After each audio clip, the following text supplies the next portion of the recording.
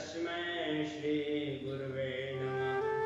नमो विष्णुपादाय कृष्णपृष्ठाय भूतले श्रीमते भक्ति वेदांत स्वामीति नामिने। नमस्ते सरस्वती देवी गौरवाणी प्रचारिणे निर्विशेष शून्यवादी पाश्चात्य देश तारिणे। जय श्री कृष्ण चैतन्य प्रभु नित्यानंद श्री अद्वैत गदाधर श्रीवासादि गौर भक्तवृंद। हरे कृष्णा कृष्णा कृष्णा हरे हरे, हरे राम राम राम हरे हरे। हरे कृष्णा, दंडवत प्रणाम। परम सौभाग्य है कि हम लोग अभी भगवद गीता सुनने का हम लोग को अवसर प्रदान हुआ है। तो ये जो गीता है ये सुदुर्लभ बताया गया है। सबको इसको सौभाग्य नहीं मिलता है कि सब इसको सुन सके या फिर इसके बारे में कोई जान सके। ये सब ऐसा ग्रंथ है कि जब तक भगवान के ब्लेसिंग्स नहीं होते हैं, भगवान की कृपा नहीं होती है, तब तक ये सब ग्रंथ को समझ पाना या फिर ये सब ग्रंथ के बारे में थोड़ा सा भी कुछ कह पाना असंभव है। जैसे कि मैं बार बार एग्जाम्पल आप लोग को देता हूँ कि इस घोर कलयुग में भोले भटके वो लोग जिसको गलती से भगवान की कृपा जब तक होती है तब वो भगवान की कथा को सुनने के लिए, भगवान की भक्ति करने के लिए थोड़ा बहुत प्रेरित होता है। वो भी उसमें भी लाखों करोड़ों में से कोई एक लोग भगवद गीता जैसे अमृत क्या कहते हैं, अमृत से भी बढ़कर जो है वो साक्षात मिला है उसको समझने का प्रयास करेंगे। क्योंकि इस जगत में सबसे दुर्लभ क्या है, दुनिया में कुछ भी दुर्लभ नहीं है। जो भी आपको आजकल कोई कहते हैं कि धन मिलना दुर्लभ है या फिर नौकरी लगना दुर्लभ है, नहीं, वो सब थोड़ा सा पुरुषार्थ करिए, थोड़ा सा मेहनत करिएगा, सब कुछ आसानी से मिल जाएगा। बट हाँ, ये जो भक्ति है, भक्ति आपको बहुत मुश्किल से होगी। क्योंकि कल ही आप लोग को बता रहे थे भक्ति को लता बीज कहा गया है। ब्रह्मांड भ्रमिते कोनो भाग्यवान जी, गुरु कृष्ण प्रसाद पाए भक्ति लता बीज। पहले नंबर गुरु कृष्ण के कृपा के से यह भक्ति रूपी क्या बीज मिलता है। इसको हमको संभाल कर इसमें हर एक क्षण हमको संभालना पड़ता है। लेकिन बिकॉज अगर नहीं संभालेंगे तो कई बार हम लोग को अभिमान आ जाता है, हम लोग भक्ति करने लगते हैं या फिर माला सही से करने लगे तो लगता है अब तो किसी की आवश्यकता नहीं पड़ता, हम खुद से कर लेंगे। लेकिन इसे भक्ति को लता रूप में कहा गया। इसको ऑलवेज टाइम इसको किसी की आवश्यकता पड़ता है, किसी को टेक केयर में रहना पड़ेगा।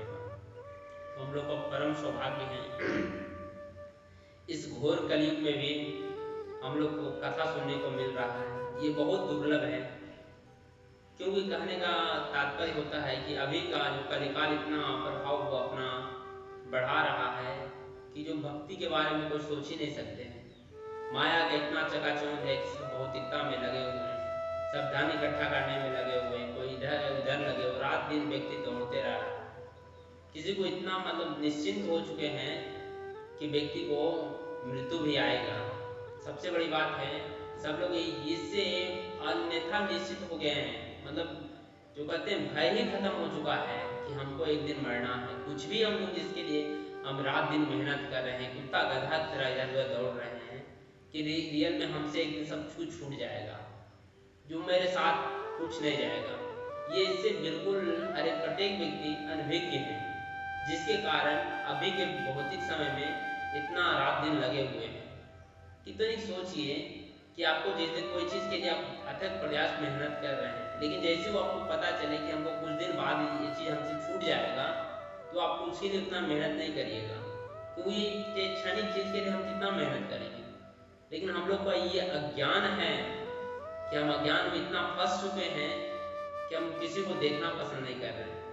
हमको लग रहा है कि भाई दौड़ लगा हुआ है, जितना बटोरना है बटोर लो। लगता है हम 150 पीढ़ी तो यहाँ रह ही जाएंगे, ये हम लोग को प्लानिंग हो चुका है। जबकि ये अटल सत्य है, सब कुछ जो है आगे पीछे हो सकता है, सब कुछ छूट सकता है या फिर कुछ आप पा सकते हैं, लेकिन कुछ निश्चितता है कि गारंटी नहीं है। लेकिन मृत्यु का है जो सबका फिक्स ही है, वो आएगा ही आएगा और वो किसी की प्रतीक्षा नहीं करता है। ये नहीं कि मैं आप तो नहीं सोच सकते हैं कि मान लीजिए यमराज के दूत आए तो आप बोल सकते हैं उनसे कि नहीं यमराज के दूत अभी रुक जाइए, अभी थोड़ा सा मेरे को भी एक काम करना है, एक काम करके मैं ड्यूटी आज मैं कर लेता हूँ, आज भर मैं कल से आपके पास से आपके साथ चलूंगा। या फिर कुछ कर सकते हैं मैं भी खाना नहीं खाया हूँ, मैं खाना खा लेता हूँ उसके बाद मैं आपके साथ चलूंगा। नहीं कर सकते हैं, बिकॉज काल किसी का सुनता नहीं है, वो सिर्फ अपना अपना उनको जो वो ठान के रखा है, जो अपने अनुसार चलाता है, तो किसी की प्रतीक्षा नहीं करता। हम लोग क्या है उसे अनभिज्ञ हो रहे हैं और कब किसकी घंटी बज जाएगी ये कहना मुश्किल है। जैसे कुछ दिन पहले मैं वृंदावन से आया था, वृंदावन में उस समय था मैं, तो उस दिन तो एक दिन की घटना थी कि बांके बिहारी मंदिर की जस्ट बगल में, मतलब इतना वहाँ क्राउड बहुत ज़्यादा होता है, भीड़ बहुत ज़्यादा होते हैं, तो अचानक एक प्रथम फ्लोर से एक दीवार ही गिर गया ऊपर से। जैसे दीवार गिरा तो 6 से 7 लोग डायरेक्ट स्पॉट डेड कर गए। मतलब इतना ही सोचिए कि डायरेक्ट गिरा और डायरेक्ट मर गया। अब ये भले कर सकते हैं कि वृंदावन में मरा है, भगवान के सामने मरा है, तो उसका अधोगति नहीं होगा, डायरेक्ट भगवान के समझ एक धाम ही जाएगा, ये तो निश्चित है। बट अगर देखिए मरा तो एक उसी कर्म का है कि मरा तो भगवान के धाम में, अगर कहीं और आसपास अगर मरता, मृत्यु फिक्स थी ना, एक्चुअली उसका पूर्व जन्म का सुकृत था जिसके कारण भगवान ब्लेसिंग देके अपने धाम में ही उनको बॉडी लीव करवाए। लेकिन जैसे आगे पीछे अगर कहीं मरता तो डायरेक्ट नरक ही जाता अपने कर्म के अनुसार। लेकिन तरी सोचिए एक बार मृत्यु की प्रतीक्षा की कि भाई चलो भाई 2-10 मिनट बाद गिरेंगे तो दिक्कत क्या है, ये होनी प्रबल है। एक समय की बात थी कि स्वयं एक कबूतर, 2 कबूतर आपस में बैठा हुआ था, तो सामने से जो कहते हैं यमराज जी आ रहे थे। यमराज जी उस कबूतर को देख के थोड़ा मुस्कुरा दिए, तो मुस्कुराते हैं तो दूसरे जो कबूतर होते हैं वो बोलता है कि भाई काल का दृष्टि पड़ा है, तुमको देखकर मुस्कुरा दिए हैं, इसका मतलब कुछ तो कुछ ना गड़बड़ है। यमराज अगर किसी को देख के मुस्कुराया है इसका मतलब कि उसका समय कम गया है। ये सोच के वो जो दूसरा जो कबूतर था पूरा हैरान हो गया। उन्होंने अपने पक्षियों के राजा गरुड़ के पास गए कि ऐसे मेरे साथ ऐसा बात हुआ है, यमराज जी आके मेरे को देख के मुस्कुरा दिए हैं, लगता मेरे प्राण संकट में। तो उस समय पक्षियों के राजा गरुड़ कहते हैं कि मैं तुम्हें मृत्यु से बचा लूंगा और मैं तुम्हें ऐसा जगह पर छोड़ देता हूँ जहाँ पे काल का भी प्रवेश नहीं है। तो उन्हें 7 समुद्र पार एक गुफा में उसने जाकर छोड़ दिए। और गरुड़ जी को क्या था, 1 मिनट में जाना, एक क्षण में आना, क्या जाना, आग बैठे आते पर। तब तक उधर से फिर मंत्रणा करके स्वयं यमराज जी लौटते हैं और देख के वो ठहाका मार के पूरा हंसने लग जाते हैं। तो इतना में ही गरुड़ जी पूछते हैं कि आप ठहाका मार के क्यों हंस रहे हैं। तो उसमें स्वयं यमराज कहते हैं कि गरुड़, मैं सोच रहा था इस कबूतर की मृत्यु 7 समुद्र पार एक गुफा में इसको होना था, लेकिन अगले 2 क्षण में इसको मरना था, लेकिन ये तो भी दाना आनंद से दाना यहाँ चुग रहा था, तो मैं सोच रहा था इसकी मृत्यु होगी किसे। लेकिन धन्य हो गरुड़, तुमने इसका काम आसान कर दिया। तुम जहां इसको छोड़कर आए हो वास्तव में कोई गुफा नहीं है, वो अजगर का मुंह है, इसको आज वहीं मरना था। तो जस्ट लाइक वही है कि हर एक व्यक्ति जब जन्म लेता है तो उसी समय उसका मृत्यु फिक्स हो जाती है। कब, कहाँ, डेट, समय और जगह तीनों फिक्स हो जाता है। इसलिए हम लोग को ऑलवेज टाइम, तो हमेशा ध्यान रखना चाहिए कि हमें मृत्यु एक दिन आएगी, उसको माइंड में हमेशा प्रिपेयर रखना। हम लोग इतना क्योंकि देखिए जब तक माइंड में आपका रहेगा ना, दिमाग में रहेगा नहीं हमको एक दिन मतलब बहुत सारा पाप करने से बच जाइएगा। जैसे आपको कोई कह दिया जाए, आपको मान लीजिए आप लोग को, चलिए आप लोग तो बुद्धिजीवी लोग हैं, तो आप लोग से अगर कह दिया जाए कि चलिए भाई आप लोग को मतलब किसी को या फिर मेरे को ही कह दिया जाए, जैसे मेरे को ही कह दिया जाए कि आपकी मृत्यु है कितना दिन में, अब मेरे को अगर कह दिया जाए कि चलिए भाई 2 दिन में आपकी मृत्यु है, आप बताइए, जब हमको अगर कुछ कह दिया जाए कि 2 दिन में आप मेरी मृत्यु है, तो अब बताइए मेरा खाना पीना सब बंद हो जाएगा ना। अगर कह दिया जाए कि मेरी मृत्यु है, तो खाना पीना और सीधे रात दिन के क्या प्रयास करेंगे, कैसे अपना अच्छा अच्छा कर्म करें ताकि मृत्यु को सुधार सके, तो इस प्रकार हम बहुत प्रयास करने लग जाएंगे, है ना। लेकिन आप तनिक सोचिए, एवरीबडी, अगर हमको एक दिन का अगर डर आ जाएगा कल मेरी मृत्यु है, तो हम बहुत थोड़ा सत्कर्म कल सब प्रॉब्लम, खाना सूझेगा, अच्छा पहनना सूझेगा नहीं, लगेगा भाई कि क्या करें जिससे हमको अगला जन्म हमको अच्छा से हो सके। तो जैसे वही है, अगर हमें एक दिन हर एक दिन अगर सोचे कि नहीं भाई अगले दिन हमारा हमारे हम रहने वाले नहीं, बहुत कम दिन रहने वाले हैं, तो बहुत सारे पाप जो करते दिन भर जो करते रहते हैं, प्रपंच में जो फंसे हुए रहते हैं, उससे हम बच जाएंगे। लेकिन अफसोस इतना हम लोग अंधे हो चुके हैं कि सब बारे में कभी विचार करते नहीं, अन्यथा भौतिकता में इतने लगे पड़े हैं, इतना इतना इन्हें कैसा ही कहने का तात्पर्य ये नहीं होता है कि ठीक है तो क्या कर सकते हैं, अब जीवन मिला है, जीवन जीने के लिए तो धन कमाना पड़ेगा ना भाई, घर द्वार बनाना पड़ेगा रहने के लिए, सब करना, सब करिए, शास्त्र भागवत में सब कुछ पर सब कुछ का आदेश दिया गया, भगवान सब कुछ आदेश देते हैं, लेकिन हाँ उसके प्रति असंत नहीं हो जाना, उसको ये नहीं समझना कि सब कुछ यही है, उसके अलावा मेरा जीवन ही नहीं है, ऐसा नहीं है।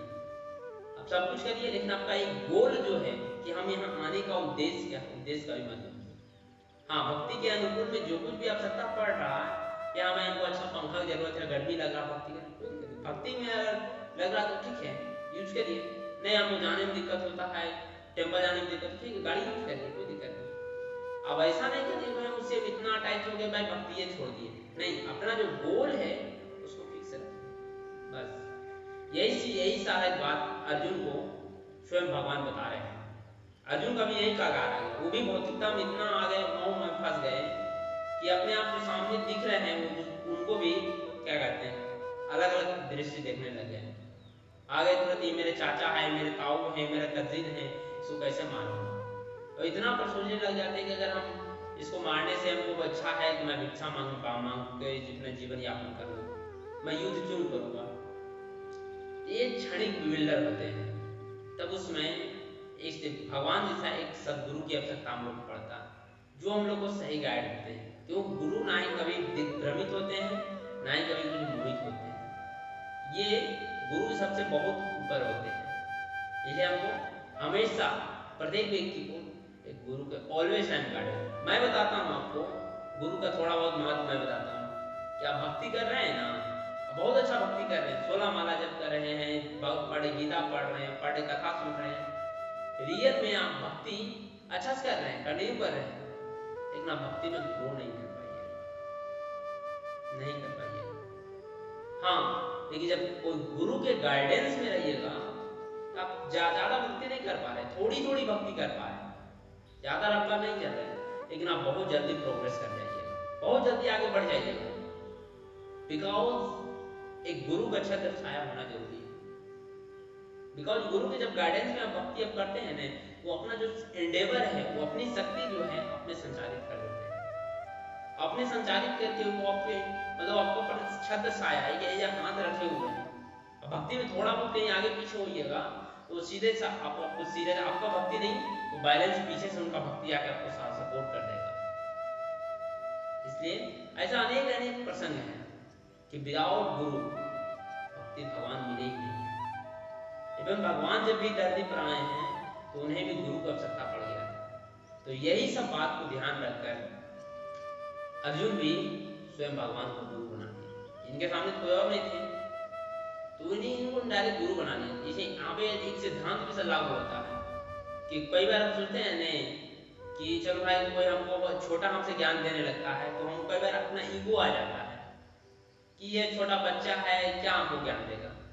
नहीं, भक्ति में आप आयु में नहीं करता, भक्ति में स्वयं आपके नॉलेज कितना ज्ञान कितना है वो डिपेंड करता है। जैसे एग्जाम्पल आपको देते हैं ना, नैमिषारण्य में 88,000 ऋषि मुनि जहाँ एकत्रित थे, सॉरी यहाँ परीक्षित महाराज के केस में आते हैं, 16 साल के आयु थे सुखदेव गोस्वामी। अब बाकी जो श्रोता जब थे कितने, 10,000 20,000 वर्ष की आयु के थे। एवं उनके पिताजी श्रोता वेद व्यास मुनि, जिन्होंने खुद उनको भागवत ज्ञान दिया, खुद बैठे हुए। बिकॉज ये तो 16 साल के 12 को सुनने लायक है, लेकिन उनके अंदर भक्ति था, रियल भागवत थे, इसीलिए। तो यहाँ से इसी से पता चलता है कि गुरु का बहुत जीवन में महत्वपूर्ण है। एवं देखिए शबरी को मदन मुनि उनके गुरु थे, एक बार कह दिए, लेकिन गुरु के वचनों में भी श्रद्धा होना चाहिए। इसलिए जब हमारे शास्त्रों में बताया गया है कि पहला नंबर आप गुरु बनाइए ही नहीं। आप अनेक लोग से शिक्षा ग्रहण करिए, लेकिन गुरु एक बार क्योंकि जब बना लेते हैं तो चाहे सर कट जाए, चाहे कुछ भी हो जाए, एक कदम पीछे न बढ़ाइए। गुरु का मुख जो गुरु का वाक्य होना चाहिए, ब्रह्म लकीर के समान होना चाहिए। उन्होंने जो कह दिया बस कर डालो, उसके आगे आपको विचार नहीं करना क्या होगा क्या नहीं होगा। जैसे सबरी के गुरु मदन मुनि उनको कह दिए थे कि आपको भगवान मिलेंगे, तुम्हारे द्वार पर भगवान आएंगे। अब भले टाइम बहुत लगा उनको, जीवन पूरा बीत गया, लेकिन गुरु के वचनों पर श्रद्धा थी। तो जैसे श्रद्धा था भगवान उनके सामने आ गए, जैसे लगे। अर्जुन भी यहाँ गुरु बनाए तो उनको आज भगवान पर विश्वास था कि हमको रियल में हमारा मार्गदर्शन करेंगे, हमको रियल में यहाँ से उद्धार करेंगे, इसलिए उन्होंने भगवान श्री कृष्ण को गुरु बनाया। तो गुरु बनाकर अपने सारे समस्या बताएं, तब भगवान अब बोलना शुरू करते हैं। भगवान क्या कहते हैं? कहते हैं, हे अर्जुन, तुम्हारे मन में जो यह क्लेश आया, ये क्लेश जो आया है, ये कैसे आया? इसको आने का कारण क्या है? क्लेश करने का तात्पर्य हो रहा है कि तुम्हारे मन में ये दुर्व्यवहार आया, इतना जो सब कुछ छोड़ देने का मन में इतना नीचा विचार आया, ये तुम्हारा कैसे आया? मतलब क्या ऐसा चीज हो गया जिसके कारण तुम्हारे मन में ये थर्ड क्लास का विचार आया है? आगे कहते हैं, ये उस मनुष्य के लिए तनिक भी अनुकूल नहीं है। कौन से मनुष्य के लिए? भाई कैसे व्यक्ति के लिए अनुकूल नहीं है? कौन सा जो इस चीज को जो थॉट आता है, एटलीस्ट अपने आप को वहां पे स्थान पर रखिए, क्योंकि ये भगवत गीता है, स्वयं क्या कह सकते हैं, परम पवित्र रूप है। अर्जुन जो है बछड़ा है, समझे, बछड़ा रूप से ये पूरा मान कर रहे हैं। तो इसलिए यहाँ बता रहे हैं कि जो जीवन के मूल्य को जानते हैं, मतलब वैसे व्यक्ति को तो कदापि ऐसे मन में थॉट नहीं आना चाहिए, ऐसा विचार आना चाहिए जो जीवन का मूल्य को समझते हैं। अब जीवन का मूल्य क्या है? सही बात है, बहुत बड़ा क्वेश्चन है, क्योंकि जीवन का मूल्य ही हम लोग नहीं समझ पाए हैं। हम लोग जितना टाइम वेस्ट कर रहे हैं, इधर जा रहे हैं, इधर लगे हुए, सुबह से शाम तक इधर को ये दिस दैट पूरा लगे हुए। इसका मतलब क्या है? हमने जीवन को तत्व को नहीं समझ पाया, जीवन को मूल्य को नहीं समझ पाया कि रियल में जीवन का क्या महत्व है, क्या मूल्य है, हम लोग ये नहीं समझ पाए। लेकिन हम लोग जो मन में आ रहा, जो मन में आता है, ना ही कोई रूल्स है, ना ही कोई रेगुलेशन है, ना ही कुछ कोई तरीका है जीवन जीने, कुछ नहीं, अपना मन में आ रहा लग रहा। जैसे कोई चीज को जैसे मूल्य जब समझते हैं तो उसके बारे में टेक केयर करते हैं, उसको मतलब सोचते हैं नहीं, इसको हम संभाल के रखना, ये बहुत कॉस्टली है। जैसे आप कोई फोन खरीदते हैं तो उसको मतलब जब तक आपको उस वस्तु का मूल्य पता नहीं रहेगा तो आप क्या कहिएगा, उसको बढ़िया टेक केयर नहीं करिएगा, कहिएगा चलो भाई जैसा है वैसा फेंक दो। लेकिन उनको बहुत महंगा कॉस्टली चीज जब खरीद के लाइएगा तो कहिएगा नहीं, इसमें थोड़ा दाम लगा है, इसको बहुत संभाल के इसको रखो। तो जीवन हम लोग को मिला है, तो जीवन का पहले हम लोग मूल्य ही नहीं समझ में आया, इसलिए जीवन को जिस जैसे मन आ रहा है वैसे बस जी रहे हैं, जो मन में आ रहा है जो खा रहे हैं, जो मन में आ रहा है जो कर रहे हैं। कोई अपने आप को बंधन में डाले हैं कि हाँ किसी एक हम बंधन में बंधे हुए हैं जिसके अनुसार हम जीवन जिएंगे? नहीं, हम अपने आप को ऑलवेज टाइम फ्रीडम चाहते हैं, आजादी, आजादी रियल वास्तव में आजाद कोई नहीं। आजाद हम लोग को लगता है कि थोड़ा खाने के लिए मिल गया, थोड़ा हम घूमने के लिए मिल गया तो रियल फ्रीडम है। वास्तव में हम रियल फ्रीडम है। कभी इस पर बताएंगे कि आप लोग के पास कितना बंधन है। कई बार कहते हैं ना कि हमको ये आज कुछ दिन पहले 15 अगस्त गया है ना, तो 15 अगस्त क्या कहते हैं, हम रियल स्वतंत्र हैं, हम आजाद हैं। वास्तव में हम आजाद हैं।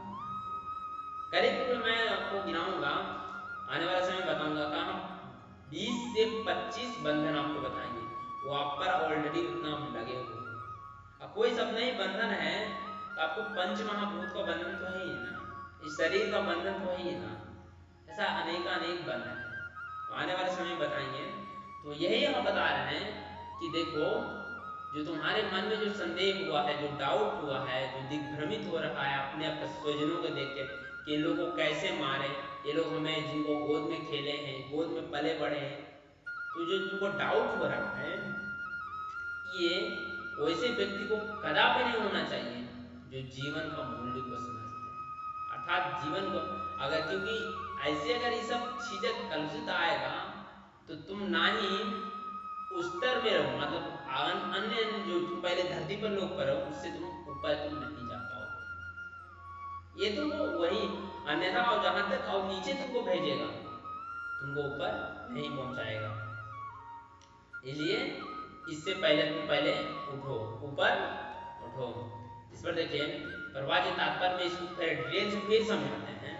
प्रभा जी कहते हैं श्री कृष्ण तथा भगवान अभिन्न है, इसलिए श्री कृष्ण को संपूर्ण गीता में भगवान कहा गया है।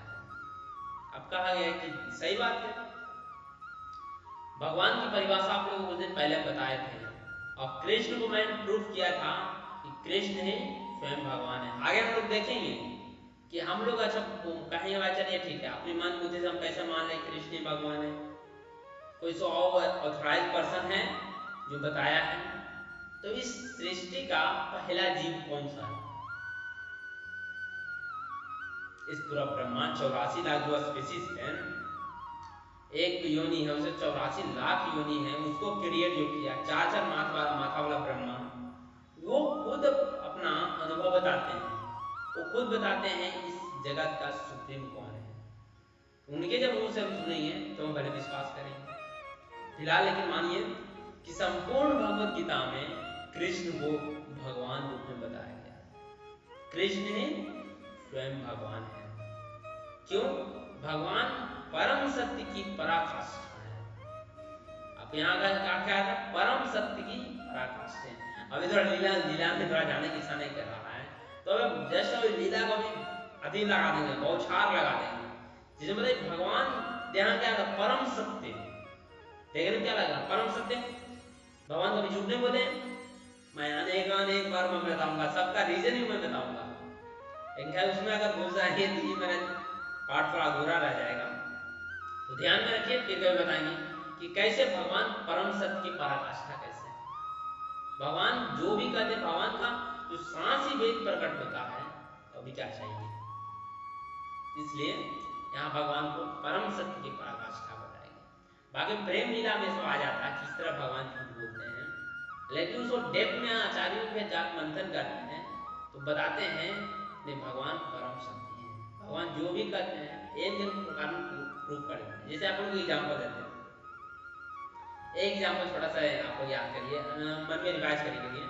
जब भगवान माटी खा रहे थे तो माता यशोदा ने उनसे पूछे, कृष्ण तुमने माटी खाई, क्या कह बोले? बोले मैंने माटी नहीं खाई, है ना। जैसे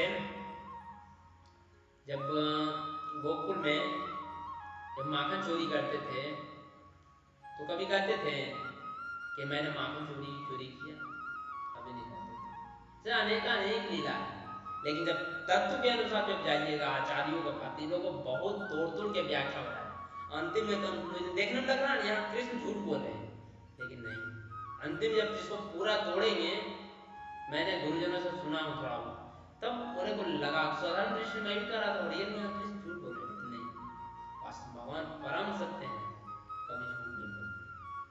हम लोग का आदत है बात बात में झूठ बोलना। जीवन में कहते हैं एक चीज भी कोई अगर सत्य को धारण कोई कर लेता है ना, उसका जीवन परम मंगलमय हो जाता है। केवल अगर जीवन में एक सत्य को सिर्फ धारण कर लीजिए ना, आपका जीवन परम मंगलमय हो जाता है। जैसे कि एक जो था, एक चोर था। जब चोर था तो एक दिन बुलर भटकर कथा में बैठ गया। तो कथा में बैठ के महाराज जी पूरा भागवत सुनाए, भागवत कथा किए पूरा, और कथा में ही बताएं कि जीवन में तुम्हें एक बार कुछ धारण कर लो, नियम रख लो, तो तुम्हारा पतन कभी नहीं होगा, तुम हमेशा उन्नति को प्राप्त करना होगा। ये चोर का मन में बैठ गया। अचानक एक गांव में बैठकर महाराज जी से मिला तो बोला कि हमको दीक्षा दे दीजिए। बोला भाई दीक्षा का कुछ नियम होता है। बोला हमको उतना नियम को माने आता है, लेकिन मेरे को दीक्षा दे दीजिए।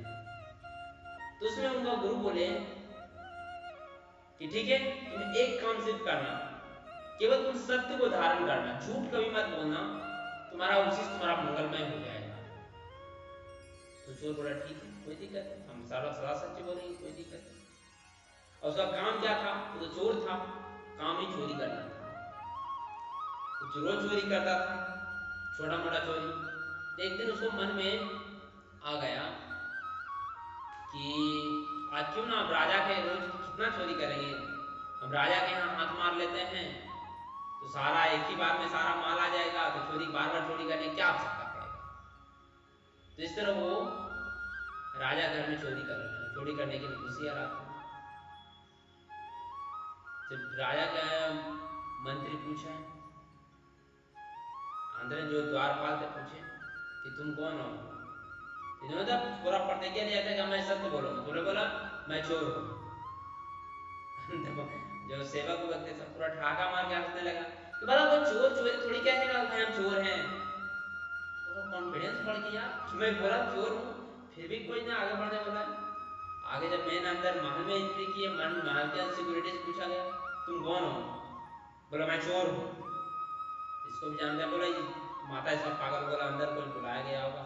एक चलते चलते वो राजा के जो कहते हैं गर्भगृह में पहुंच गया, मतलब जहाँ पे खजाना रखा जाता है वहां पे पहुंच गया। अब रात्रि में ये चोरी करने लगा। जब चोरी करने लगा तो अचानक कुछ खटपट हुआ, तो राजा ने आ गया। राजा साहब वहां पहुंचे तो बोले कि तुम कौन हो? तो वहां भी इन्हें सच बोल दिया मैं चोर हूं। तो बोले तुम चोर हो? तो चोर तो वो थोड़ी अपने आप को कहता है कि हम चोर हैं, लेकिन बोला नहीं, अपने गुरु को हम वचन दिए मैं सदा सब चोर हूं। तो बारी में तो सारा धन पूरा ठीक है, इतना का को राजा चले जाते हैं। ये सारा जो माल सामान है, हीरा मोती सब पूरा बांध लेता, चोरी कर लेता। एक सबसे बड़ा हीरा जो रहता है उसको वहीं छोड़ देता है। लगता कहता है क्या राजा भी इतना भी निर्दयी नहीं है, चलो उसको भी एक दिन छोड़ देते हैं। ये कह के चला जाता है। जबकि वो देख लेता है कि चलो भाई एक हीरा छोड़ के चला जाता है। फिर जब अगले दिन जब पूरा हंगामा होता, माल में चोरी हो गया, चोरी हो गया, चोरी हो गया, तो पूरा चोरों का सरदार को सबको बुलाया जाता है, सबसे पूछा जाता है, कुछ नहीं आता। तो अंत जब राजा बताते हैं, राजा मंत्री सब या फिर राजा बताते हैं कि फलना नंबर के जगह में फलना कोनी में जो चोर रहता है उसको बुलाओ। उसको बुला गया, बोला क्या तुमने चोरी किया था? तो हाँ हम चोरी किए थे, लेकिन हाँ हम आपके लिए भी एक हीरा छोड़ के गए थे।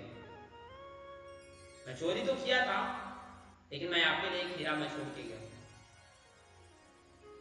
तो राजा पूछते हैं सूचना क्या हुआ था कि सारा सामान चोरी हो गया, सारा जो हीरे जवाहरात थे सारा चोरी हो गया, कुछ भी नहीं बचा। तो यहाँ चोर कहता है नहीं, आपके लिए सबसे बड़ा हीरा मैं छोड़ के गया था, मैं नहीं ले गया था। जब पूरा इंक्वायरी किया गया तो उनका एक मंत्री था, उसने वो हीरा को सीधे चोरी कर लिया।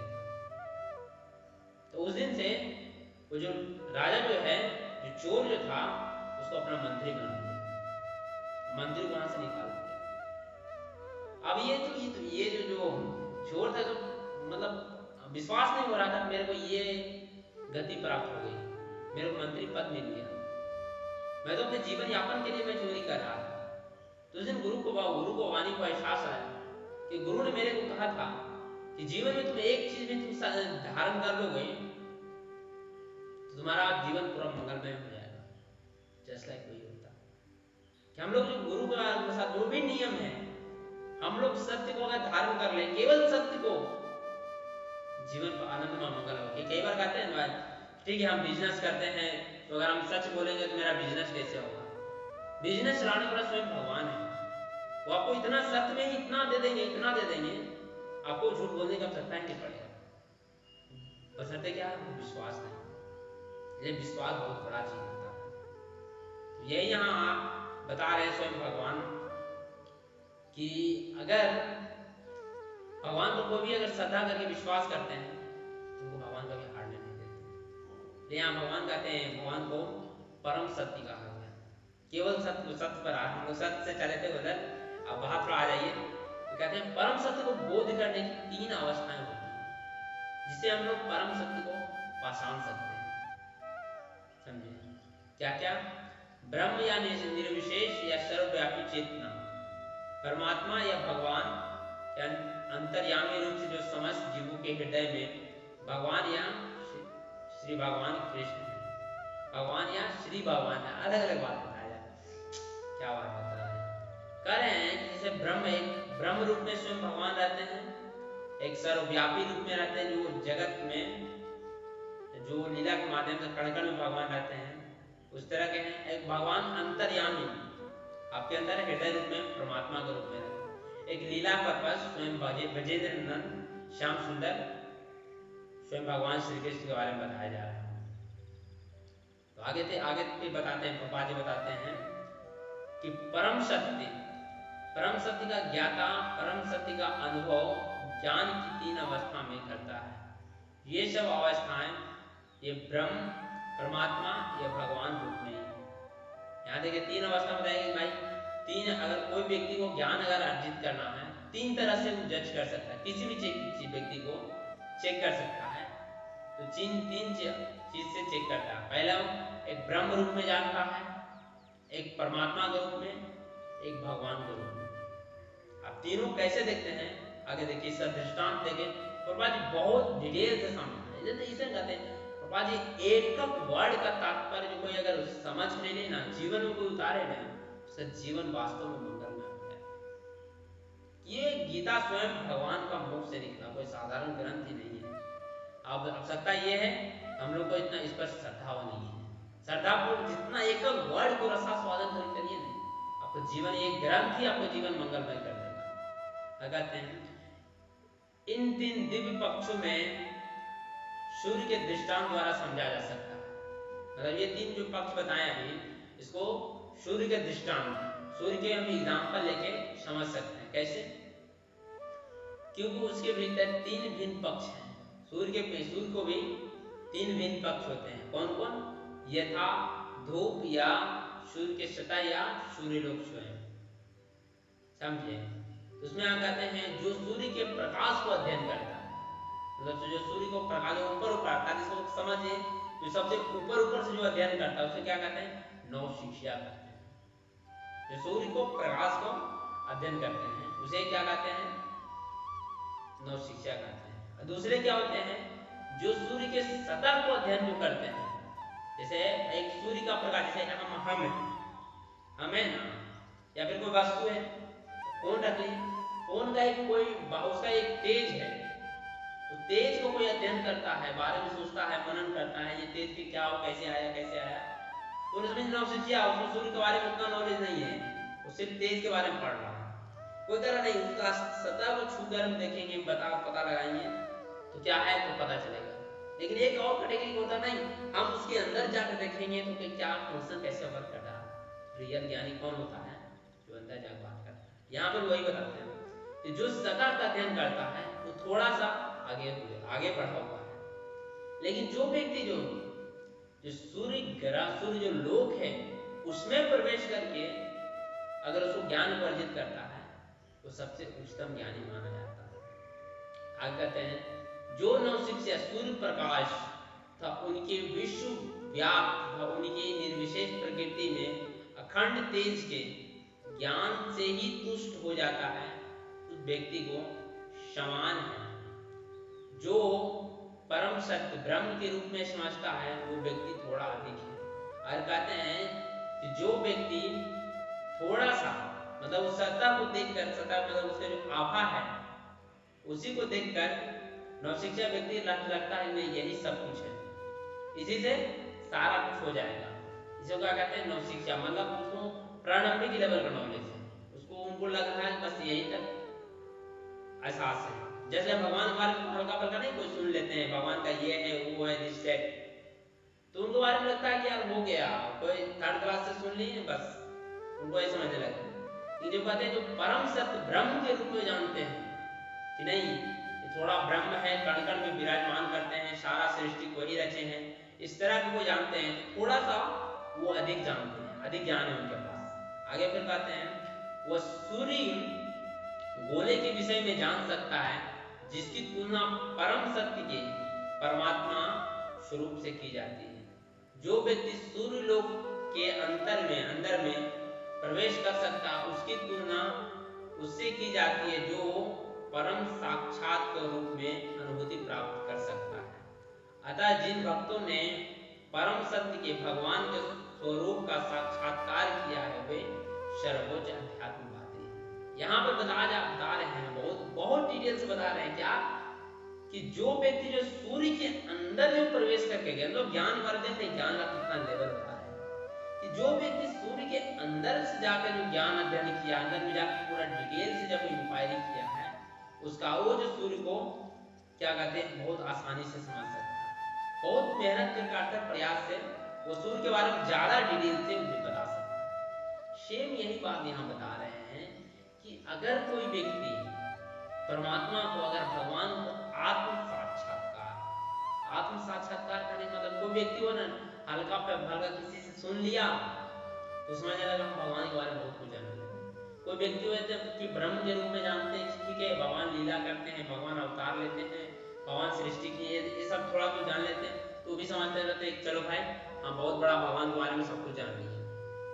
लेकिन ये होते कि नहीं जो भक्ति करके प्रैक्टिकली से भगवान को रियलाइज करते हैं तो वो उनको एहसास होता है कि रियल में भगवान तो वो क्या है सर्वोच्च ज्ञानी है जो भगवान के तत्व को समझते हैं, भगवान को तत्व को समझने का प्रयास करते हैं।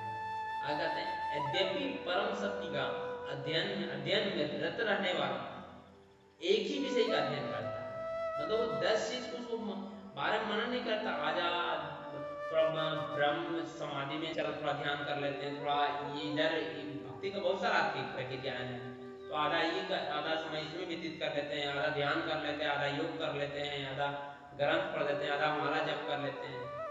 लेकिन यहाँ बता रहे हैं नहीं जो कृष्ण के प्रेमी होते हैं, जो कृष्ण को रियल में आत्म साक्षात्कार करना चाहते हैं वो कृष्ण के एक ही तत्व पर ज्यादा गौर करते हैं, कृष्ण को एक ही चीज पर ज्यादा फोकस करते हैं कि कृष्ण हमको कैसे मिल जाए, कैसे मिल जाए। जिस तरह जो सूर्य को जो खासकर प्रकाश का अध्ययन कर रहा है या सतह का अध्ययन कर रहा है वो डेप्थ अध्ययन नहीं बता सकते, लेकिन जो व्यक्ति सूर्य के अंदर में जाकर एक ही चीज को उसी को अध्ययन पूरा कर रहा है वो आपको डेप्थ से बता सकता है। आगे देखिए बताते हैं संस्कृत शब्द में भगवान की परिभाषा जो है स्वयं वेदव्यास मुनि के पिता पराशर मुनि करते हैं। पराशर मुनि क्या कहते हैं कि जो व्यक्ति भगवान का देखे, भगवान किसको कहते हैं, भगवान को अगर किसी को जज करना है भगवान का डेफिनेशन में बता कि जो व्यक्ति समस्त धन, समस्त शक्ति, समस्त यश, समस्त सौंदर्य, समस्त ज्ञान तथा त्याग से युक्त है, मतलब 6 गुण जो है ये 6 गुण से जो परिपूर्ण है उसे ही भगवान कहते हैं। क्या मतलब जिसके पास समस्त धन है, अब धन क्या, जिसको लक्ष्मी जिसका दासी बनी हुई है, तो धन ये क्या कमी हो सकता है। समस्त शक्ति और परम शक्तिमान है। आप सोच सकते हैं, आप शक्ति देखना है तो 7 साल के आयु में पूरा गोवर्धन खा लिया, उन्हीं के नख पर गोवर्धन उठा लिया, उससे बड़ा शक्तिशाली कौन है। दावा अग्नि लगा तो अग्नि को पान कर लिया, इससे बड़ा शक्तिशाली कौन हो सकता। यश कीर्ति मत पूछिए, कीर्ति कितना फैला हुआ भगवान का। कब लीला किया, आज तक कितने लोग उसी को सुन सुन कर गाते फिर रहे हैं, फिर भी थक नहीं रहे। देख कथा में क्या महिमा है कि एक नहीं 10 बार एक एक कथा को सुनिए, लेकिन आप भूलिएगा नहीं। लेकिन एक भौतिक चीज कोई गाना है, कोई फिल्म है, एक बार कितना बार आप देख पाइएगा। बार बार 2 से जाओ बहुत अच्छा, 2 से 3 बार, उससे ज़्यादा नहीं देख पाइएगा। ये भौतिक चीज का है, तो भौतिक चीज का रस जो है धीरे धीरे घटत घटत घट जाए, जबकि आध्यात्मिक चीजें बढ़त बढ़त बढ़ जाए। ये भौतिकता में ये सामर्थ्य है। आगे फिर कहते हैं पराशर मुनि, फिर इतना तक कह देते हैं, चलिए भाई आप तो भगवान की परिभाषा डिफिनेशन बता दी, तो ठीक है ऐसा है तो कोई ऐसा व्यक्ति है जो समस्त पूरा धनवान कृष्ण के तुलना में। पराशर मुनि कहते हैं कि ऐसा अगर व्यक्ति है जो अत्यंत धनवान भी हो, कोई ऐसा व्यक्ति अत्यंत शक्तिशाली भी है, अत्यंत ज्ञानी है, मतलब ऐसा बहुत कुछ है, विरक्त भी है अत्यंत, लेकिन फिर भी कोई भी व्यक्ति ऐसा दावा नहीं कर सकता है वो भगवान है। केवल वो क्या, या फिर कोई ऐसा व्यक्ति दावा ये भी नहीं कर सकता उस पास ना ही समस्त धन है, समस्त ऐश्वर्य है, कोई व्यक्ति दावा नहीं कर सकता। लेकिन कृष्ण है केवल ऐसा दावा कर सकते हैं, उनके पास समस्त धन है, समस्त ऐश्वर्य है, समस्त वीर है, समस्त वैराग्य जो है सब भगवान दावा कर सकते। क्यों? क्योंकि वो भगवान है। आगे स्वयं कहते हैं, पराशर मुनि कहते हैं कि ब्रह्मा, शिव या नारायण सहित कोई भी कृष्ण के समान पूर्ण ऐश्वर्यवान नहीं है। यहाँ पे एक बात गौर करने वाली बात क्या बोले, ब्रह्मा, शिव या नारायण, नारायण को भी अलग है, अर्थात कृष्ण से नारायण अभिन्न अलग है, उन्हीं का अंश है बट अलग है। यहाँ पे कृष्ण की चर्चा किया जा रहा, बजेंद्र नंदन श्याम सुंदर भगवान श्री कृष्ण की बात की जा रही, तो उनके समान कोई भी पूर्ण ऐश्वर्यवान नहीं है। अतः स्वयं ब्रह्म संहिता में स्वयं जिसको ब्रह्मा जी मतलब 4 माथा, हमारा एक माथा एकदम उतना का दिमाग निकाला है, ब्रह्मा का एक साथ 4 माथा है, 4 माथा काम करते थे, 84 लाख योनियों बनाया स्वयं ब्रह्मा। इसलिए ब्रह्मा स्वयं परम शक्तिशाली परम बुद्धिमान है, उनका बुद्धि का विवेचना नहीं किया जा सकता। वो कहते हैं स्वयं ब्रह्म संहिता में स्वयं ब्रह्मा जी का निर्णय है, क्या निर्णय बताते हैं कि कृष्ण स्वयं भगवान है, ना तो उनके तुल्य है ना ही उनसे बढ़कर है, ना ही उनके तुलना में कोई भी है ना ही उनसे बढ़कर कोई है। स्वयं भगवान ब्रह्मा जी ब्रह्म संहिता में बता रहे हैं, वे आदि स्वामी या भगवान हैं, गोविंद रूप में जाने जाते हैं और सभी कारणों के कारण है। यहाँ पे एक श्लोक है स्वयं इसका ब्रह्म संहिता का, ईश्वर परम कृष्णा सच्चिदानंद विग्रह अनादिरा गोविंद शरण मतलब कर ईश्वर परम कृष्ण, अर्थात जो कृष्ण है परम ईश्वर है, और उनका सच्चित, उनका जो शरीर है बना हुआ विग्रह जो बना है सच्चित आनंद से बना। हम लोग का शरीर क्या 5 महाभूत से बना हुआ, लेकिन उनका शरीर जो है सच्चित आनंद से बना हुआ और अनादि काल से चलते आ रहा है, ये और उनको गोविंद नाम से जाना जाते हैं, और सभी कारणों के वे क्या है कारण है। आगे देखिए फिर कहते हैं क्या, ऐसे अनेक पुरुष हैं जो भगवान के गुण से युक्त है, किंतु कृष्ण परम है क्योंकि उनसे बढ़कर कोई नहीं है। वे परम पुरुष हैं, उनका शरीर सच्चिदानंद, वे भगवान आदि गोविंद है, सभी कारणों के कारण है। देखिए आगे फिर कहते हैं कि वो उनका जो शरीर है सच्चित आनंद से बना हुआ है। भागवत में कहा, भागवत में लिखा हुआ है, बताया गया है, भागवत में अनेक अवतार का वर्णन है, उसी के बारे में हम बता रहे हैं कि भागवत में भगवान के नाना अवतार की सूची है, एक नहीं अनेक अवतार की सूची है, लेकिन कृष्ण को आदि भगवान बताया गया है, जिससे अनेक अवतार या ईश्वर का विस्तार होता है। अर्थात बता रहे हैं यहाँ कि जो भागवत में अनेक अवतार का बारे में जिक्र हुआ है, बताया गया है कि भगवान ये अवतार लिए हैं, ये अवतार लिए, कभी मत्स्य अवतार लिए हैं, कभी नरसिंह अवतार लिए, कभी राम रूप में आए, कभी बराह रूप में आए हैं, ऐसा कभी नर नारायण के रूप में आए हैं, तो कभी पृथु महाराज के रूप में आए, ऐसा अनेक अवतार के 24 अवतार का मिनिमम सूची बताया गया भागवत में। लेकिन कहते हैं वो सब का मूल कौन है? मूल कृष्ण है। कौन? जो ब्रजेंद्र नंदन श्याम सुंदर। इसलिए भागवत का श्लोक है, एते चांस कला पुंसा। कहते हैं मतलब इतना जो अवतार बताए गिनाए ना आप लोग को, ये सब क्या है? भगवान के अंश है, कला है। लेकिन आगे क्या कहते हैं? कृष्णस्तु भगवान स्वयं। लेकिन कृष्ण है जो स्वयं भगवान है। इंद्रियाणि व्याकुलस्य लोक मृत्युमंड युगे युगे। मतलब आवश्यकता पड़ने पर तो हर एक युग में यहाँ अवतार लेते रहते हैं जैसे आवश्यकता पड़ते हैं। यहाँ पर वर्णित सारे अवतारों की सूची तो भगवान के अंश कला पूर्ण लीलाओं से, किंतु कृष्ण स्वयं भगवान है। ये स्वयं भागवत में बताया गया है। जितने अवतार को बताया ना, 24 अवतार है, वो सब को बता रहे एते चांस कला, ये सब मतलब उनका कला है, अंश है, सब कुछ है। एक कृष्ण क्या है? कृष्ण स्वयं भगवान है। अतः कृष्ण आदि भगवान तथा परम सत्य या परमात्मा रूप में ब्रह्म दोनों रूप में विराजमान है। व्यक्ति का भाव है, जैसा भजेगा भगवान उसी प्रकार से रिवील करेंगे। इसलिए वो सीधे कहते हैं कि जो जिस तरह से भजेगा अनादि वो स्वयं भगवान ही है। थोड़ा सा देन आओ करते हैं। आगे कहते हैं, भगवान की उपस्थिति में अर्जुन द्वारा स्वजनों के शोक करना सर्वथा शोभनीय है। अतः कृष्ण ने कुतः शब्द का अपना आश्चर्य व्यक्त किया।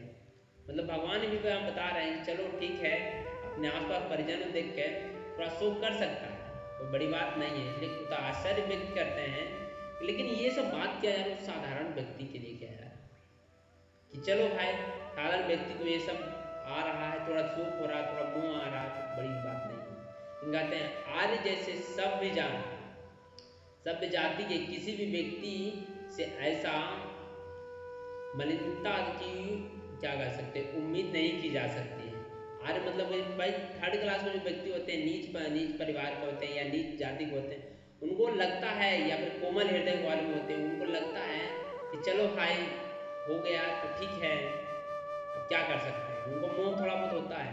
लेकिन कहते हैं जो आर्य समाज के जो लोग होते हैं, जो उच्च कुल के होते हैं, जो क्षत्रिय कुल के होते हैं, उनको ये सब शोभा नहीं देता।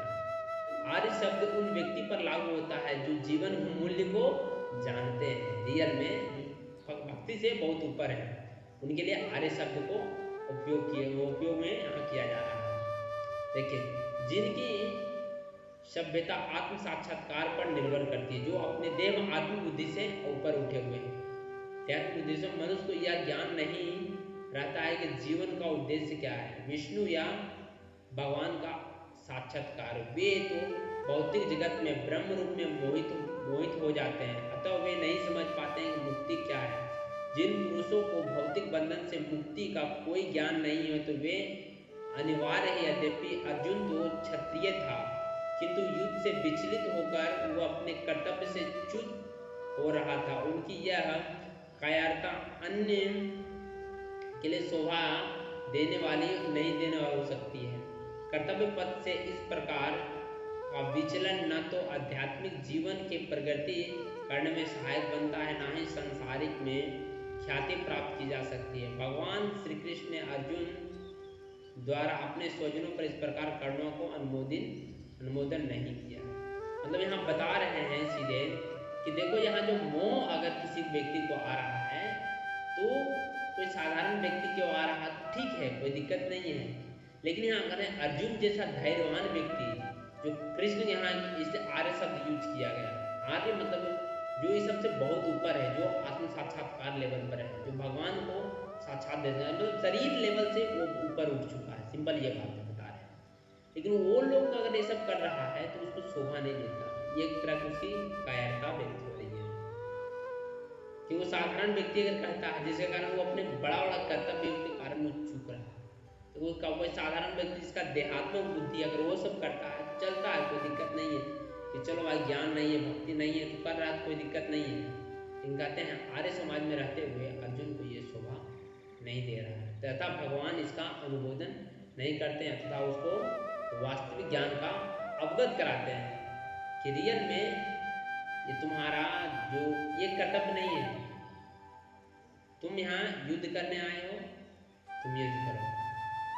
ठीक है, तो आज हम युद्ध करने दीजिए, भगवान यहाँ समझा रहे हैं, तो आज हम यही एंड करते हैं।